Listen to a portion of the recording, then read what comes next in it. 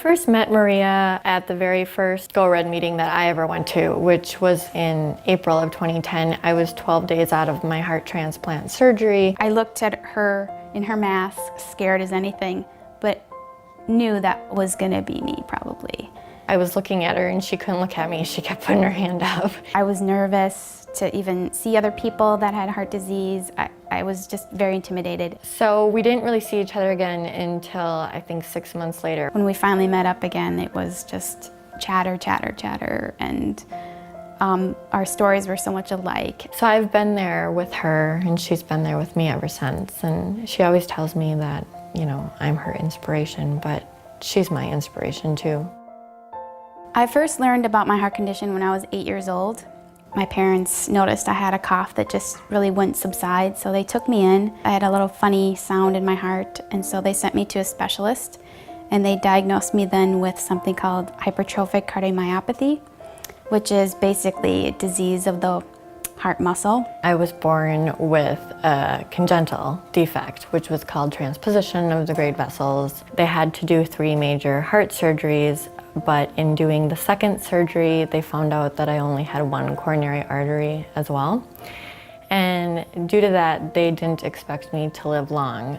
When I was mid-20s, I started noticing I was sick a lot. I was tired, I was fatigued, headaches, my abdomen would hurt, you know, trying to figure out what was wrong with me. And doctor after doctor said, I don't know, it's this, it's that, try this, try that. You have to go to the cardiologist as soon as possible. And I said, yeah, I'm probably due for my annual checkup. So yeah, I'll go and, you know, I'll make an appointment. He goes, no, you need to go today or tomorrow. And it needs to be a heart failure specialist. So that was kind of my first like slap in the face that my heart was failing. Finally, on December 18th of 2009, I learned that I needed to be put on the heart transplant national waiting list. Being 29 and hearing that I had congestive heart failure was like death.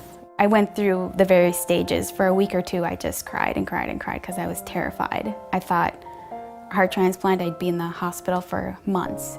You know, if anything, it would just improve her life and make our time together all that much more meaningful. So it didn't take me a long time to come to terms with that. I got told at 11 a.m. that they had a heart for me, and they were telling me that I'd be going down to surgery in an hour. They shooed everybody out of the room except for Jason and I. I remember crying and shaking so terribly badly and saying goodbye to him, because what else, you know, was there to say? And he told me, you know, you can't think like that, Keely. You can't give up.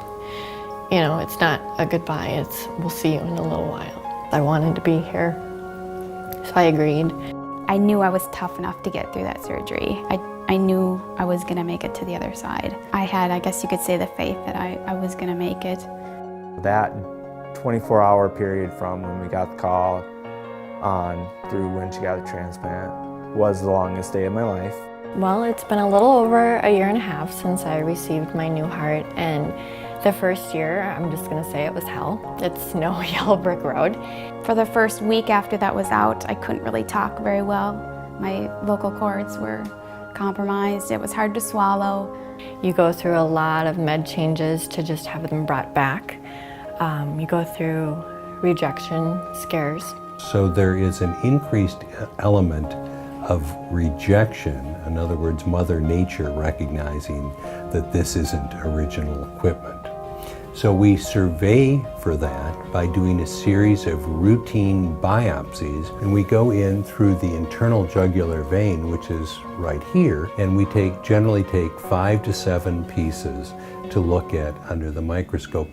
All in all, you know, life isn't fair, and that's why I'm here.